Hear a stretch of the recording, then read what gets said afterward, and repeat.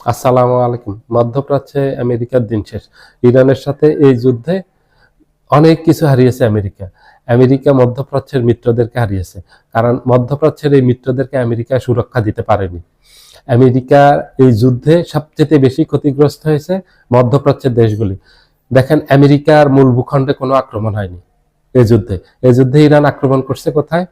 Saudi আরবে আক্রমণ করছে, কুয়েতে আক্রমণ করছে, কাতারে আক্রমণ করছে, বাহরাইনে আক্রমণ করছে, ওমানে আক্রমণ করছে, সংযুক্ত আরব আমিরাতে আক্রমণ করছে, জর্ডানে আক্রমণ করছে। সেখানে এখন পর্যন্ত প্রায় 70 ধাপে গত 3 সপ্তাহে আক্রমণ করছে, ধারাবাহিকভাবে আক্রমণ করছে। এগুলি হলো আমেরিকার মিত্র দেশ।